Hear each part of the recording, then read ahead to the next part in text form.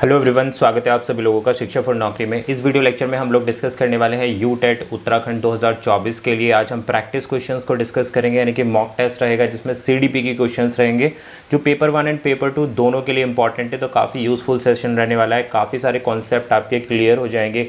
Important topics के लिए मैं वीडियो बना चुका हूँ, अगर आप लोगों ने नहीं देखा तो वीडियो का लिंक आपको आई सेक्शन में मिल जाएगा, वीडियो के डिस्क्रिप्शन में मिल जाएगा, या आप प्लेलिस्ट चेक कर लेना। यूटेट 2024 के नाम से मैंने प्लेलिस्ट बना दी है चैनल पर, सारी वीडियोस आपको वहीं देखने के लिए मिलेंगी, ज़रूर चेकआउट करना, काफ़ी यूजफुल वीडियो है। टेलीग्राम पर कनेक्ट नहीं किया तो शिक्षा फॉर नौकरी को टेलीग्राम पर कनेक्ट कर लो भाई, सारे नोट्स और वीडियो के लिंक्स आपको टेलीग्राम पे भी मिल जाएंगे। साथ साथ अगर आपको और नोट्स, डिटेल नोट्स चेक करने, यानी कि ये वाले जो क्वेश्चंस मैं करा रहा हूँ ये सारे के सारे आपको वेबसाइट पे मिल जाएंगे, तो एक बार ज़रूर जाकर चेक कर लेना वेबसाइट को www.shikshafornaukri.com। स्टार्ट करते हैं अपनी आज की वीडियो जो रहेगी सीडीपी के लिए। तो क्वेश्चन भाई हिंदी इंग्लिश दोनों में दिया है मैंने, आप लोग एक कॉमेंट और लीव करना कि क्वेश्चन को खाली हिंदी में लेके आएँ या इंग्लिश में लेके आएँ, जिस चीज़ में भी आप कंफर्टेबल होंगे उसी में ही क्वेश्चन लिखेंगे। फिलहाल मैंने इस वीडियो में हिंदी और इंग्लिश दोनों में ही क्वेश्चन को लिया है। तो क्वेश्चन नंबर 1 ये है, तो आप कमेंट कर देना भाई किस में मैं क्वेश्चन को रीड आउट करूं, किस में मैं एक्सप्लेन करूं। दोनों में एक्सप्लेन कर सकता हूं, आपका हो गया इंग्लिश में तो इंग्लिश में भी कर देंगे, वैसे मुझे पता है हिंदी वाली जनता ज़्यादा है। तो क्वेश्चन नंबर 1 के साथ शुरू करते हैं। Which of the following theories is associated with the concept of zone of proximal development, जिसको ZPD बोलते हैं। तो देखो भाई ये ZPD जो थ्योरी है ये बहुत इंपॉर्टेंट है, किसके द्वारा दी गई है? वाइगॉत्स्की के द्वारा ये थ्योरी दी गई है, जिसको हम बोलते हैं सीखने का समीपवर्ती या समीपस्थ विकास क्षेत्र। सीखने का समीपवर्ती जो जोन होता है, जो क्षेत्र होता है, उसको ZPD के नाम से जाना गया है। ZPD आप याद कर लो किसकी थ्योरी से रिलेट करता है, यहाँ ऑप्शन दिए गए जीन पियाजे, BF स्किनर, लेव वाइगॉस्की या फिर एरिक एरिक्सन। तो राइट आंसर क्या है हमारे पास? ऑप्शन नंबर सी, लेव वाइगॉस्की। आंसर को देखने की ज़रूरत नहीं है, मैं आपको डिटेल में एक्सप्लेनेशन भी दे रहा हूँ तो वहाँ समझने की ज़रूरत है। आंसर भी मैंने एक ही साथ इंक्लूड कर दिए हैं, तो कोशिश करें पहले अपना माइंड लगाने की कि भाई ये थ्योरी किसके द्वारा दी गई। जो भी क्वेश्चन आ रहा है उसमें पहले अपना माइंड लगाएं, उसके बाद ही आंसर देखें। तो यहाँ ZPD थ्योरी जो दी गई है वो लेव वाइगॉस्की के द्वारा दी गई है, मैंने बता दिया आपको। अब इसमें क्या होता है, जो सीखने का समीपवर्ती जो क्षेत्र होता है, सपोज एक बच्चा है, बच्चे के आसपास जो भी ऐसी चीज़ें हैं, चाहे वो लिविंग थिंग्स हो या नॉन लिविंग थिंग हो, यानी कि जीवित हो या अजीवित वस्तुएं हो, तो जो भी चीज़ बच्चे की लर्निंग में सहायक होती है उसको हम क्या बोलते हैं? समीपस्थ विकास क्षेत्र। ठीक है, इसी को हम बोलते हैं ZPD। बात क्लियर हो गई? किसने दी है ये थ्योरी? लेव वाइगॉस्की ने दी है। देखो जीन पियाजे को आप कैसे समझ सकते हो? संज्ञानात्मक, इनको हम संज्ञानात्मक विकास या संज्ञानात्मक डेवलपमेंट का जो थ्योरी है वो जीन पियाजे ने दी है। और लेव वाइगॉस्की ने क्या दिया भाई? लेव वाइगॉस्की ने सोशो कल्चर थ्योरी दी है, यानी कि सामाजिक क्षेत्र से जब बच्चा सीखता है तो वो लेव वाइगॉस्की ने दी है। तो कंफ्यूज नहीं होना है यहाँ पर। बढ़ते हैं आगे क्वेश्चन नंबर 2 के साथ। अकॉर्डिंग टू जीन पियाजे, जीन पियाजे का क्वेश्चन है भाई, stages of cognitive development is characterised by the ability to think logically and abstract concept. अब ये बोल रहे हैं कि भाई देखो जीन पियाजे ने 4 स्टेजेस दी हैं, संज्ञानात्मक विकास की 4 स्टेज दी हैं जीन पियाजे ने। ये आप सभी लोगों को पता होगा, जिनको पता है अच्छी बात है, कमेंट डाउन कर देना हाँ भाई पता है। तो कौन कौन सी 4 स्टेजेस हैं यहाँ लिखी गई हैं? सेंसरी मोटर स्टेज पहली स्टेज है, प्री ऑपरेशनल स्टेज दूसरी स्टेज है, कॉन्क्रीट ऑपरेशनल स्टेज तीसरी स्टेज है, और चौथी क्या है? Formal operational stage. तो अब इसमें पूछा जा रहा है कि जीन पियाजे के अनुसार संज्ञानात्मक विकास के किस चरण की विशेषता अमूर्त अवधारणाओं के बारे में तार्किक रूप से सोचने की क्षमता है? तो ये राइट आंसर है भाई, फॉर्मल ऑपरेशनल स्टेज, जिसको औपचारिक परिचालन चरण कहा जाता है। कौन सी अवस्था होती है भाई? ये होती है भाई वयस्क अवस्था, यानी कि एडोलसेंस, जो एडोलसेंस होता है। अब देखो पहली जो सेंसरी मोटर स्टेज होती है ये कैसे डिफाइन करी जाती है? जब बच्चे का जन्म होता है, बर्थ से 2 साल तक की अवस्था आपकी सेंसरी मोटर स्टेज होती है। उसके बाद प्री ऑपरेशनल स्टेज कौन सी होती है? 2 साल से लेकर 6 साल तक की। ठोस परिचालन चरण कौन सी होती है भाई? 6 साल से 12 साल की। और 12 साल से अबव, यानी कि जब वयस्क होने लगता है, एडोलसेंस में आ जाता है बच्चा, किशोरावस्था में, तो वहाँ पर क्या होता है? अमूर्त चिंतन होता है, यानी कि जो स्टूडेंट है या जो भी बच्चा है जो एडोलसेंस में है वो अपने ब्रेन का यूज़ करने लगता है, अपनी सोचने समझने की शक्तियों का इस्तेमाल करने लगता है। वही पूछा गया, अमूर्त अवधारणाएं वही है। तार्किक रूप यानी कि लॉजिकल थिंकिंग कब लगाएगा बच्चा? जब बड़ा हो जाएगा, जैसे 10th में आ गया, 12th में आ गया, क्लासेस की बात कर रहा हूँ, तो उसमें बच्चा काफ़ी कुछ जो है लॉजिक लगाने लगता है, हर चीज़ के पीछे तर्क लगाने लगता है। तो option D is the right answer. Next आता है question number 3, which of the following is best describe scaffolding in education. तो देखो अभी हमने क्या पढ़ा था, वाइगॉस्की को पढ़ा था। अब वाइगॉस्की की थ्योरी में क्या आता है, ZPD आता है। अब ZPD में ही क्या आता है, स्कैफोल्डिंग आता है। स्कैफोल्डिंग ये बहुत ही इंपॉर्टेंट टर्म है, हमेशा क्वेश्चन यहाँ से जरूर बनता है। ठीक है, क्या बोल रहे हैं हिंदी में, क्वेश्चन देख लेते हैं। निम्नलिखित में से कौन सा शिक्षा में मचान का सबसे अच्छा वर्णन करता है। तो इसके फोल्डिंग ही इसको बोला जाता है। छात्रों को सही उत्तर देने में प्रदान करता है, छात्रों की नई अवधारणाओं को सीखने में सहायता प्रदान करना और धीरे धीरे इसे दूर करना, छात्रों को केवल मूल बातें पढ़ाना, छात्रों को बिना मार्गदर्शन के स्वतंत्र रूप से काम करने की अनुमति देना। तो देखो option number B is the right answer. अब बी ऑप्शन क्या बोलता है, स्कैप फोल्डिंग यानी कि ZPD क्या होता है कि जहां बच्चा सीखता है उसके बाद एक ऐसा जोन आता है जहां पर बच्चे को मदद की ज़रूरत होती है, कि बच्चा स्वयं चीज़ों को नहीं सीख पाता, उसको एक हेल्प की ज़रूरत होती है। उसको थोड़ी सी हेल्प मिल जाएगी तो बच्चा नई चीज़ों को सीख जाएगा, और जब वो सीख जाएगा उस मदद को हटा देंगे तो बच्चा अपने आप चीज़ों को लर्न करने लगेगा। तो उस मदद को ही हम क्या बोलते हैं, स्कैप फोल्डिंग बोलते हैं, जो आउटर लेयर है। ठीक है, ZPD आपने समझ लिया। ZPD के बाहर की एक लेयर आएगी, उसमें उसको हम क्या बोल रहे हैं, स्कैप फोल्डिंग, जहाँ पर आपको हेल्प मिलेगी। जैसे आप बड़ी क्लासेस में जब आप जाते हैं तो वहाँ पर टीचर केवल आपको गाइड करता है ना, बाकी लर्निंग आपको एज ए स्टूडेंट खुद ही करनी होती है। जैसे अभी हम बताएं तो मैं यहाँ पर क्या काम कर रहा हूँ, स्कैप फोल्डिंग का काम कर रहा हूँ, कि मैं आपको चीज़ों के लिए गाइड कर रहा हूँ, बाकी सारी चीज़ें आप लोगों को पता है, मेहनत आप लोगों की होगी, उसके बाद मैं हट जाऊँगा, आप एग्जाम देने के लिए चले जाएंगे, तो वो क्या कहलाया आपका, स्कैप फोल्डिंग कहलाया। तो option number B is the right answer. Next बढ़ेंगे भाई क्वेश्चन नंबर 4 के साथ, what is the primary focus of Kohlberg theory of moral development. तो कल हमने इंपॉर्टेंट टॉपिक्स में डिस्कस किया था कोहलबर्ग की थ्योरी, प्रीवियस ईयर के क्वेश्चन में भी इससे क्वेश्चन पूछा गया था कि कोहलबर्ग की कैसी थ्योरी है भाई, नैतिक विकास की थ्योरी है। तो ये किस चीज़ पर कोहलबर्ग फोकस करते हैं, संज्ञानात्मक विकास। अब आपको पता है संज्ञानात्मक विकास की थ्योरी किसकी है, पियाजे की है। ठीक है, इमोशनल डेवलपमेंट, मोरल डेवलपमेंट या सोशल इंटरेक्शन। अब बात करें यहाँ पे सोशल इंटरेक्शन की, तो ये किसने दिया है भाई, वाइगॉस्की ने दिया है। तो ये देखो दो ऑप्शन तो यहीं से डिस्कनेक्ट हो गए। अब बात आती है मोरल रीजनिंग की। अब Kohlberg theory of moral development यहीं से रिलेट कर रहा है, तो आंसर क्या हो गया, ऑप्शन नंबर सी, नैतिक, जिसको तर्क बोलते हैं। ऑप्शन सी इसका राइट आंसर रहा। नेक्स्ट बढ़ेंगे भाई क्वेश्चन नंबर 5 के साथ, according to Erikson's stage of psycho social development but is the primary challenge faced by adolescent. Hindi में देख लेते हैं भाई, कोहलबर्ग के नैतिक विकास के सिद्धांत का प्राथमिक फोकस, भाई ये क्वेश्चन तो हम कर चुके हैं, ये इसका सॉरी रिपीटेशन आ गया हिंदी में। तो देखते हैं कि क्या बोल रहे हैं, एरिक एरिक्सन बोल रहे हैं कि साइको सोशल डेवलपमेंट जो है ये कौन सा प्राइमरी चैलेंज फेस कराता है एडोलसेंस में जब बच्चा होता है तो। ठीक है, देखो एरिक एरिक्सन की स्टेजेस हैं, जिसमें पहली स्टेज है क्या आती है, trust versus mistrust, autonomic versus shame, industry versus inferiority, या आइडेंटिटी वर्सेस रोल कन्फ्यूजन। तो राइट आंसर क्या है यहाँ पर, ऑप्शन नंबर डी। अब मैं समझा देता हूँ ये क्या बोलना चाह रहा है। एरिक एरिक्सन बोल रहे हैं कि भाई देखो जब बच्चा बड़ा होता है, एडोलसेंस में पहुंचता है, यानी कि किशोरावस्था में जब बच्चा पहुंचता है, 12 साल से जब ऊपर का बच्चा हो जाता है, तो वो क्या करता है, समाज में अपनी आइडेंटिटी बनाना चाहता है, समाज में अपनी पहचान बनाना चाहता है। ठीक है, और उस पहचान को बनाने के लिए ये ऑप्शन स्टेज जो दी गई है, वो एरिक एरिक्सन ने जो स्टेज दी है उसी को हम बोलते हैं आइडेंटिटी वर्सेस रोल कन्फ्यूज़न। पहली बात तो बच्चा अपना रोल नहीं समझ पाता कि भाई मैं कहाँ खड़ा हूँ समाज के अंदर, मेरा क्या रोल है।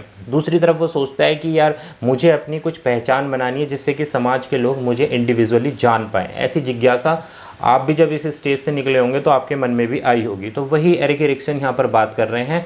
तो option number D is the right answer. Next बढ़ते हैं भाई क्वेश्चन नंबर 6 के साथ में, which of the following is an example of intrinsic motivation in student. तो देखो मैंने सारे वही क्वेश्चन डाले हैं जो टॉपिक मैंने कल आपको एक्सप्लेन किए थे। तो जो लोग भी नए हैं चैनल पे, जिन्होंने भी लास्ट वीडियो नहीं देखी है, तो जाकर आप लास्ट वीडियो देखो, वहाँ पे मैंने इंपॉर्टेंट टॉपिक्स बताए हैं CDP के, वो बहुत महत्वपूर्ण है, वहीं से क्वेश्चन उठाए हैं मैंने, वहीं से इंक्लूड करें। निम्नलिखित में से कौन सा छात्रों में आंतरिक अभिप्रेरणा का उदाहरण है, यानी कि मोटिवेशन से आ गया। 2 प्रकार की मोटिवेशन होती है, आंतरिक और बाह्य मोटिवेशन। अच्छा ग्रेड पाने के लिए पढ़ाई करना, ये क्या है, बाह्य प्रेरणा। किताब पढ़ना क्योंकि ये दिलचस्प है, तो ये क्या हो गया भाई, ये अंदरूनी प्रेरणा हो गई। दिलचस्पी कहाँ से आ रही है, अंदर से आ रही है, उसके अंदर खुद सेल्फ इंटरेस्ट बन रहा है। सजा से बचने के लिए होमवर्क पूरा करना, तो ये कैसा हो गया भाई, ये हो गया बाहरी रूप से। पुरस्कार जीतने के लिए प्रतियोगिता में भाग लेना, तो ये भी बाहरी रूप से एक अभिप्रेरित हो गया। तो राइट आंसर क्या हुआ हमारे पास? Option number B. Next question देखते हैं 7। Which educational approach is most closely associated with John Dewey. अब आपको पता है जॉन डीवी कौन है? प्रोग्रेसिव एजुकेशन यानी कि प्रगतिवाद शिक्षा के जनक कौन कहलाए जाते हैं? जॉन डीवी कहलाए जाते हैं। और यही इनसे पूछा गया है इस क्वेश्चन में। देखो जॉन डीवी कौन से शैक्षणिक दृष्टिकोण से सबसे अधिक निकटता से जुड़े हुए हैं? पारंपरिक शिक्षा, मॉन्टेसरी शिक्षा, प्रगतिशील शिक्षा, व्यवहारवाद। तो राइट आंसर है ऑप्शन नंबर सी, प्रगतिशील शिक्षा के जनक कौन माने जाते हैं? जॉन डीवी माने जाते हैं। इस चीज़ को गांठ बांध लेना भाई, क्वेश्चन कई बार पूछा गया है यहाँ से। नेक्स्ट आता है question number 8। What is the main purpose of formative assessment. तो मैंने आपको लास्ट पॉइंट जो बताया था प्रीवियस वीडियो में वो यही था, असेसमेंट और इवैल्यूएशन टॉपिक बहुत इंपॉर्टेंट है, वहाँ से मैंने क्वेश्चन इंक्लूड कर दिया है। अभी आने वाली वीडियोज़ में जो क्वेश्चन का लेवल है वो और ज़्यादा इंक्रीज़ हो जाएगा। फिलहाल हम बेसिक से चल रहे हैं, बेसिक आपके क्लियर हो जाएंगे तब हम आगे मूव करेंगे। What is the main purpose of formative assessment. Formative assessment का मतलब क्या होता है भाई? रचनात्मक मूल्यांकन का मुख्य उद्देश्य क्या है? छात्रों को अंतिम ग्रेड प्रदान करना, सीखने की कठिनाइयों का निदान करना, छात्र प्रगति की निगरानी करना और फीडबैक प्रदान करना, या छात्रों के प्रदर्शन की तुलना साथियों के साथ करना। तो देखो तुलनात्मक कभी भी हम नहीं हो सकते हैं एज ए टीचर बच्चों के लिए, तो ऑप्शन डी हटा दो यहाँ से। छात्रों के अंतिम ग्रेड प्रदान करना, ये किस में आ जाएगा? योगात्मक मूल्यांकन में ये आ जाएगा, यानी कि समेटिव असेसमेंट में ये आ जाएगा। सीखने की कठिनाइयों का निदान करना, छात्रों की प्रगति, हमें क्या करना है? बच्चों की जो प्रोग्रेस है, प्रगति है, उस पर ध्यान देना है और उसके अलावा उनको फीडबैक भी देना है हमें कि वो किस प्रकार से अच्छा कर रहे हैं नहीं कर रहे। तो ऑप्शन नंबर सी हो गया यहाँ पर, रचनात्मक मूल्यांकन फॉर्मेटिव असेसमेंट। जैसे पहला यूनिट टेस्ट हो गया है, अब उसमें बच्चे ने कितने अंक प्राप्त किए हैं और उसको क्या सही से और हम फीडबैक दे सकते हैं उसके अंकों के आधार पर या उसकी लर्निंग के आधार पर, तो वो किसका काम होता है? फॉर्मेटिव असेसमेंट का काम होता है। एंड टर्म में अगर हम कर रहे हैं, लास्ट में, सबसे लास्ट में कर रहे हैं सिलेबस कंप्लीट हो जाने के बाद में, तो वो क्या कहलाता है हमारे पास? योगात्मक असेसमेंट कहलाता है। नेक्स्ट बढ़ेंगे अभी क्वेश्चन नंबर 9 के साथ। According to Maslow hierarchy of need, which need must be met before all other needs can be address. तो देखो इंपॉर्टेंट क्वेश्चन है, इस तरीके के क्वेश्चन पहले भी पूछा गया है, प्रीवियस ईयर के क्वेश्चन भी कराऊंगा। ऑलरेडी 2 वीडियोस करा चुका हूँ प्रीवियस ईयर की, आज भी शाम को आपको एक वीडियो और मिल जाएगी प्रीवियस ईयर की देखने के लिए। तो मेक श्योर चैनल को सब्सक्राइब कर लें भाई, और अच्छे कुछ जो भी आपके डाउट हैं कमेंट लीव कर सकते हैं, आंसर मैं आप लोगों को दे देता हूँ कमेंट में। तो मैस्लो हायरार्की ऑफ नीड्स किस चीज़ पर सबसे ज़्यादा फोकस करती है? Esteem need, self actualisation, safety need या फिजियोलॉजिकल नीड। आंसर तो आप लोगों के सामने है लेकिन समझना जरूरी है। तो देखो मैस्लो मैंने बताया था, मैस्लो जो नीड्स के बारे में बताते हैं तो ये एक पिरामिड बनता है, इसमें सबसे पहले आती हैं बेसिक ज़रूरतें। इंसान को जीने के लिए सबसे पहले क्या आती है? शारीरिक जो ज़रूरतें होती हैं वो सबसे बेसिक होती है। पहले ये ज़रूरत पूरी होगी तभी हम ऊपर दूसरी ज़रूरतों को पूरा करेंगे, ठीक है। उसके बाद हमारी क्या होती है भाई? देखो सुरक्षा, जब आप बेसिक नीड पूरी कर जाते हैं, यानी कि रहना खाना पीना जब आपका हो जाता है कि आपको ये सही तरीके से मिल रहा है, तो उसके बाद आप सोचते हैं कि मुझे सुरक्षा मिले, है ना, कि कोई भी मेरे को किसी भी चीज़ से परेशानी ना हो। तो आप क्या चाहते हैं? सुरक्षा की अवस्था चाहते हैं बेसिक नीड्स के बाद। तो सबसे पहली कौन सी है? सुरक्षा। उसके बाद आपकी क्या शारीरिक नीड्स हो गई, उसके बाद सुरक्षा हो गई, फिर उसके बाद बंदा सोचता है कि भैया अपने सेल्फ रिस्पेक्ट की बात रखी जाए, तो तीसरा आपका लेवल वो आ गया। और चौथा आ जाता है आत्मबोध, यानी कि जब आप स्पिरिचुअल हो जाते हैं, ठीक है, भगवान की भक्ति में लीन हो जाते हैं, तो वो क्या है? आत्मबोध की आवश्यकता सबसे टॉप पर रहती है मैस्लो के नीड्स के अकॉर्डिंग। तो option number D is the right answer. सबसे बेसिक नीड क्या है? शारीरिक ज़रूरतें। नेक्स्ट बढ़ेंगे क्वेश्चन 10 के साथ में। In Gardner theory of multiple intelligence which type of intelligence involve sensitively to spoke and written language. Hindi में देख लो भाई, गार्डनर की बहुबुद्धि सिद्धांत में किस प्रकार की बुद्धिमत्ता में बोले जाने वाली और लिखित भाषा के प्रति संवेदनशील शामिल है? तार्किक गणितीय बुद्धि, भाषाई बुद्धि, संगीत बुद्धि या फिर स्थानिक बुद्धि। तो देखो होवर्ड गार्डनर जो है, इन्होंने किस थ्योरी ऑफ मल्टीपल इंटेलिजेंस, इनकी थ्योरी क्या है? थ्योरी ऑफ बहुबुद्धि का सिद्धांत जो है वो होवर्ड गार्डनर ने दिया है। अब इसमें ये पूछ रहा है बोले जाने वाली और लिखित भाषा के प्रति संवेदनशीलता किस में है भाई? तो option number B is the right answer. भाषाई बुद्धि क्या है? बोली जाने वाली बुद्धि है। तार्किक में क्या आ जाता है भाई? संज्ञान जुड़ जाता है, यानी कि कॉग्निटिव से रिलेट हो जाता है। संगीतीय बुद्धि क्या है? म्यूजिकल। और स्थानिक बुद्धि क्या है? स्पेटियल, यानी कि किसी भी स्थान को देखकर उसके बारे में बता देना, तो स्पेशल रीजनिंग कहलाती है वो, यानी कि इंटेलिजेंस कहलाती है। तो कई प्रकार की इन्होंने बुद्धि के बारे में बात की है हॉवर्ड गार्डनर ने, जिसमें बोलने वाली जिसमें क्षमता सबसे ज़्यादा होती है जिस मनुष्य में, जैसे एंकर हो गए, न्यूज़ रीडर हो गए, तो वो उनके पास क्या होती है? भाषाई बुद्धि बहुत ज़्यादा होती है। तो option B is the right answer. Next बढ़ेंगे भाई question 11, what is the main characteristics of inclusive classroom? समावेशी शिक्षा से मैंने बोला था कि बहुत इंपॉर्टेंट है आपके उत्तराखंड टेट के लिए, क्वेश्चन मैंने डाल दिया है कि सबसे मुख्य जो बिंदु है समावेशी शिक्षा की मुख्य विशेषता क्या है? विकलांग छात्रों को अलग कर देना, बिल्कुल नहीं भाई। सभी विद्यार्थियों को समान निर्देश प्राप्त करना, ये भी नहीं। सभी शिक्षार्थियों को समायोजित करने के लिए शिक्षण विधियों को अपनाना, बिल्कुल ठीक है। केवल उच्च उपलब्धि प्राप्त करने वाले छात्रों पर ध्यान केंद्रित करना, जी नहीं। समावेशी शिक्षा का मतलब क्या है भाई? समावेश करना। समावेश का मतलब क्या होता है कि सभी को एक साथ एक ही छत के नीचे शिक्षा प्रदान करना, चाहे वो सामान्य बालक हो, चाहे वो गरीब बालक हो, चाहे किसी भी बैकग्राउंड से आता हो, चाहे वो डिसेबल्ड हो, उन सभी को एक साथ एक ही कक्षा में बिठाकर समायोजित करना। सभी शिक्षार्थियों को समायोजित करने के लिए शिक्षण विधियों को, अब सभी को पढ़ाने के लिए शिक्षण विधियों का भी तो समायोजन होना ज़रूरी है। तो option number C is the right answer. Next बढ़ेंगे भाई क्वेश्चन नंबर 12 के साथ में। क्वेश्चन 12 बोलता है which of the following is an example of observational learning? बहुत ही आसान सा क्वेश्चन है। निम्नलिखित में से कौन सा अवलोकनात्मक अधिगम का एक उदाहरण है? अवलोकनात्मक का मतलब है अवलोकन करना, यानी कि ऑब्जर्वेशन करना। परीक्षण और त्रुटि से सीखना, प्रत्यक्ष निर्देश के माध्यम से सीखना, दूसरों को देखकर उनके कार्यों का अनुकरण करके सीखना। जब आप किसी को देखकर, ऑब्जर्वेशन का मतलब क्या है? आप दूसरों को देख रहे हैं, क्या वो कर रहा है, फिर उसको आप आत्मसात कर रहे हैं और उसको फिर बाद में अप्लाई कर रहे हैं, तो वो क्या कहलाता है भाई? ऑब्जर्वेशनल लर्निंग कहलाता है। तो option number C is the right answer. Next बढ़ेंगे question 13, which development theory propose the idea of multiple intelligence? भाई ये क्वेश्चन मैं भी आपको करा चुका हूँ कि बहुबुद्धि का सिद्धांत किसने दिया है, तो कौन है भाई? हॉवर्ड गार्डनर है, option number A. Next question आता है 14, what does metacognition refers in the context of learning? Metacognition, सीखने के संदर्भ में मेटाकॉग्निशन से क्या तात्पर्य है? तथ्यों और सूचनाओं को याद करना, अपनी स्वयं की सोच प्रक्रियाओं के बारे में सोचने की क्षमता, सीखने की में प्रौद्योगिकी का उपयोग, व्यवहारिक गतिविधि में संलग्न होना। तो देखो मेटाकॉग्निशन यानी कि कॉग्निशन से भी छोटा परे जो संज्ञान होता है, परा संज्ञान जिसको हम बोलते हैं, तो वो कहलाता है अपनी स्वयं की सोच प्रक्रियाओं के बारे में सोचने की क्षमता। कॉग्निशन मतलब संज्ञान, संज्ञान के बाद परा संज्ञान, यानी कि जो आप सोच रहे हो उससे भी ऊपर जब आप सोचने लग जाते हो, तो ये आपका क्या कहलाता है? सोचने की प्रक्रियाओं के बारे में भी जो सोचने की क्षमता रखता है उसको हम मेटाकॉग्निशन बोलते हैं। Option number B is the right answer.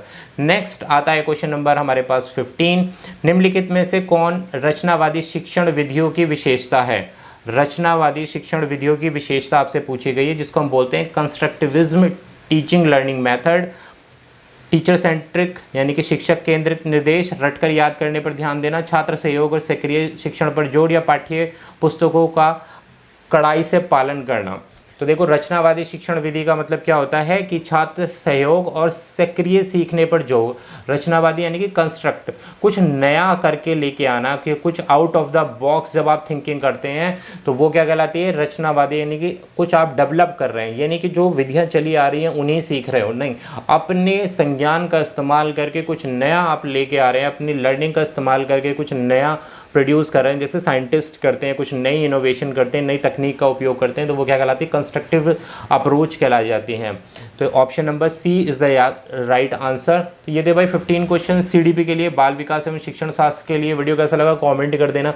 मिलेंगे आपसे एक और नई वीडियो में। टेलीग्राम को जरूर कनेक्ट कर लें, वेबसाइट पर जाकर सारे नोट्स चेकआउट कर सकते हैं। Thank you for watching.